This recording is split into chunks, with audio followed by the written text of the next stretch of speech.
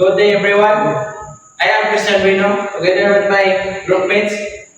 We are here today to perform our report. And before we start, we shall pray to be led by our classmate, Ricardo Remar. Let us pray. Father God in heaven, Lord, we thank you for this day. We are grateful to have you in our life. Thank you, Lord, for your always remind us. Thank you, Lord, sa tanang natin mo knowledge ng Islam. So, ikaw magpapalagay sa mga talasig. Sila mismo mga sa pagpapasa, kaya sila matas ng Jesus. Amen. Okay, thank you for your prayer, Ricardo. Praise the Lord. And our first reporter, let's welcome Kiro. Please read Kiro. So let's start. So our topic is all about traffic violation introductions. So the purpose of the report is to analyze traffic violation that occurred on January 14th. The importance of the study is to help identify patterns and improve road safety. For example, monitoring violation can reduce accidents and improve law enforcement efficiency.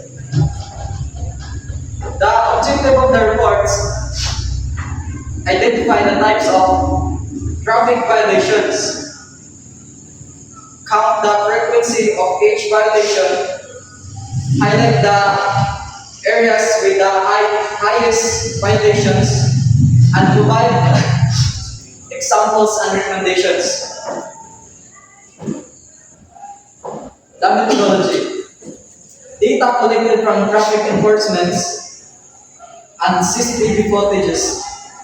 The data range on January 14, 2024 recorded violations,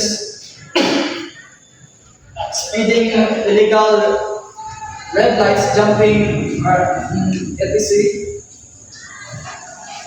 For example, a vehicle recorded running a red light at the main street corner at 8. Okay, thank you for that wonderful report, Kiro.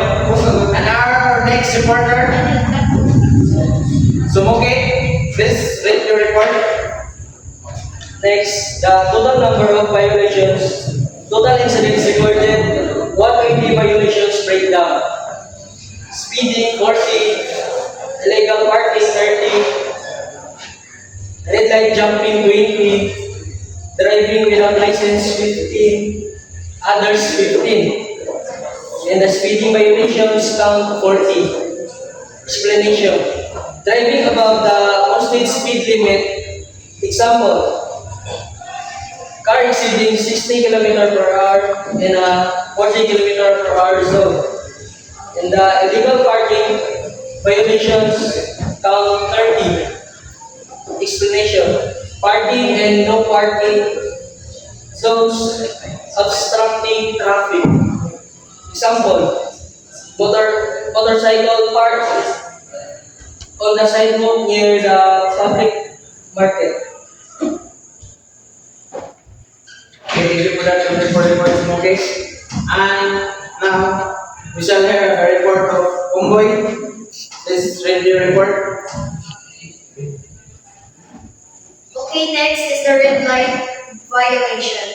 So it is the following stop and red traffic lights. For example, in the jeepney, crossing a red light at the intersection of light. For example, in the Bulabi. And the next is driving without license. It is operating a motor without a license, a valid license. Example, a driver who drive a motorcycle without complete documents or complete valid license, like routine in the apprehended during the traffic check. Next is the other violation. using mobile phones while you are driving, because when you use mobile phone while you are driving, it can be cause some while you are using a mobile phone while you are driving, it can cause an accident. No wearing seat belts. Oh, if there's if you're not wearing the seat belts, it can cause another violations. And driving while under the influence of alcohol, it is also a violation. Okay, thank you for that wonderful report, Moy. And now our next reporter, Josue, let's read your report. Good morning, sir. I am Christian Jose, the fourth reporter for tonight. This is my topic. Peak hours for violations. In the morning, 6 a.m. to 9 a.m., there are 45 violations. In the afternoon, 12 p.m. to 3 p.m., there are 30 violations. In the evening, 5 p.m. to 8 p.m., there are 35 violations. At night, 9 p.m. to 12 p.m., there are 10 violations. And most speeding violations occurred in the morning. Violations location. High risk area identified. 1. At the main street. Number 2. At Rizal Street intersection. Number 3. Market area road. And this violation happens at the congested areas of more happens at the congested area. Case study 1. Incident. Red light violation at Rizal Street intersection at 8:15 a.m. The impact of this accident nearly caused a minor collision with a tricycle. And the action taken, the driver fined 500 pesos. Thank you. Thank you for that wonderful report, Kinsha. And our next reporter, please. Case study 2. Incident: illegal parking near the public market. Impact: traffic congestion during peak hours. Action: vehicle count fine 300 pesos. Analysis: most common violation: speeding 33%. Less common violation: storing without license 12.5%. Trend: big violation occur during rush hours. Causes of violation: lack of traffic awareness, poor road discipline, inadequate traffic signage, distract mobile phones, passengers.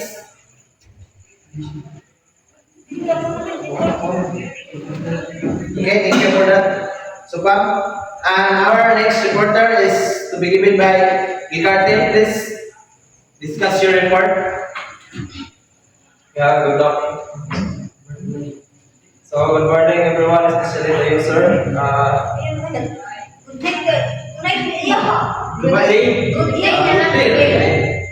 So, I am the last reporter of this day. So, recommendations. Increase traffic enforcer presence during peak hours.